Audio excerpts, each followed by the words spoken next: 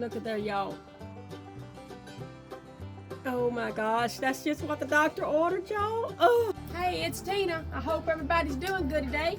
What I'm making today is some homemade Hershey's chocolate tarts. This is something my grandmother used to make for me, and it don't take hardly three or four ingredients. And it is so good, it'll beat any cake you can get out of the store. It takes just a minute to make it. All you gotta do is get up in the kitchen and get to scrambling some stuff together. Okay, so what I'm doing now is I'm trying to get this pastry stuff ready. So I've done kind of measure this out. Normally I like to just throw it together because it seems like when I measure junk out's when I make a mistake.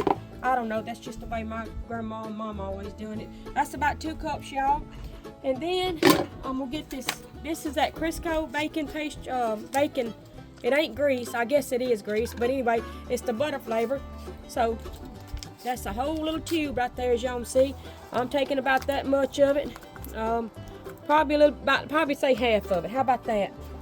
About half of it. That's safe to say. And I'm gonna try to do this without breaking my bowl half in two. But all right, the next thing we want to do is cold water. Normally, I would think, in general, use milk, but no, they always use cold water. And when I make them, that's what I do. Milk, I guess, would work all right if you didn't have no water. My Lord, who ain't got water? Everybody's got water. Too many rivers around not to have water. But anyway, next thing, I would normally get my hands in here, and I probably will before it's over. I didn't melt that or nothing, because I never do. But I'll just mix it up like I would biscuits or something other, and just get it going like that. Sometimes you might have to add a little bit of this and a little bit of that to make it come out all right. But it looks like I'm pretty close to here. Probably will add a little bit more flour to it. See there, what I tell y'all, you go measuring stuff, you mess everything all up. Do it like this and it'll come out right every time. Y'all just watch and see, don't it turn out right? It'll come out right. Yep, that's just what I needed. We out here today making it, and it ain't the hottest day of the year. It's kind of cold, so that makes it a little bit more worrisome to be out here. Putting your hands in cold flour ain't no fun, but I'm fixing to have to do it. Look like, yep, just like that. All right, let me get some more flour, keep it from sticking everywhere. And then I'll just dump the rest of that little stuff up in there. And then just do it like that. All right, so anyway, I'll just fold this back and forth about like you'd do if you was gonna cut out biscuit. So sometimes I do cut the biscuit out, but most time just I roll them out. That seems like the easiest way, and they always come out right. So I'm gonna just do that, and then I'll come back in just a minute and roll it out and show y'all how I cut it out and throw the other stuff in there. All right, now comes the time of trying to roll the pastries out. See, this old wooden thing I'm trying to use it with to roll them out with, but honestly, my grandmother and my mama used to use an old mason jar. Lord, how many times did I see them doing it? My grandmother would use an old jelly jar, like an apple jelly jar. That's what she mainly bought a lot. Get the jelly out of it, then she'd use it to roll stuff out. But it always turned out so good. She could make a whole heaping of them, and I mean, time she got them out of the oven, it seemed like it was a youngin' on every corner there trying to get one of them. You ain't got to have the best in life to have things good. You just got to use what you got and be happy with it. Some people think they got to have great riches and great stuff to have a good life, but you don't. You just got to have something to use and use what you got. Hold on, get some more butter. Grease, whatever that stuff is. It looks like butter. They say it's grease. I don't know. It tastes like butter. If it walks like a duck and quacks like a duck, what is it? All right. Normally, I would measure this for y'all, but I'm just dumping it in there. Y'all can see how much it is. And then far as the sugar, I'm gonna say that's about a cup. Probably about a third of a cup. Anyway, however much that is.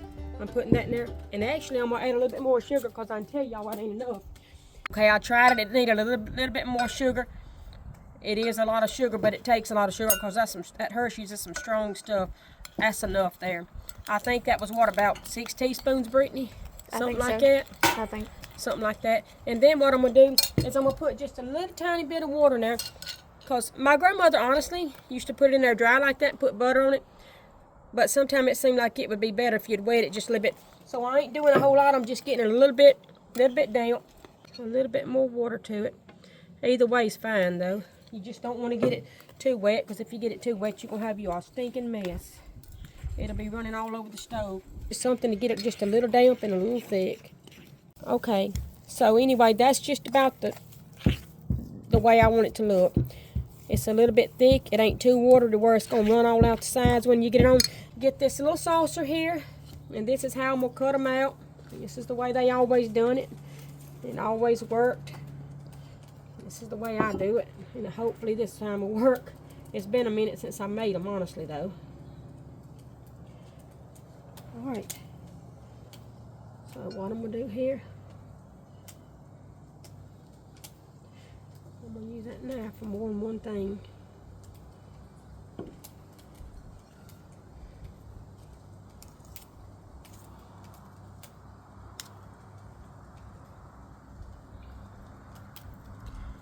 All right. Then roll it over. Normally a fork does this, but my hands is going to do it today.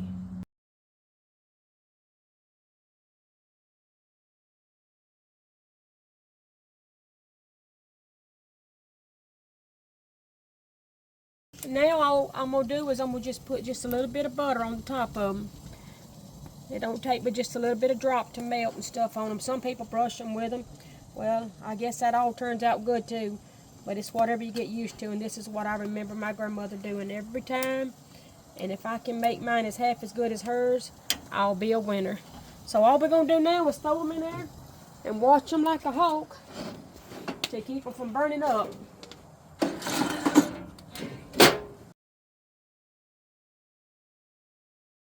Okay, I think it's just about ready. And yes, they are ready. Oh my gosh, y'all, look at this. I'm so excited. Look at that chocolate coming out. That's just what the doctor ordered. Wow. That'll make anybody smile, big as Butch. But I'm fixing to try it. I'm just giving it just a little bit to cool. But that is looking so good, and it smells so wonderful. I cannot wait to try it.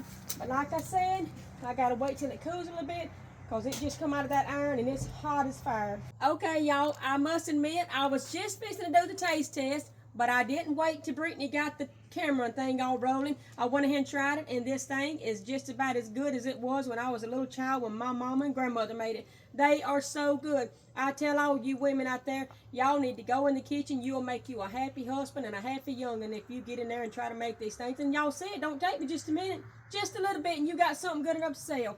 It's wonderful, y'all. Wish you was here to try it. Thank y'all for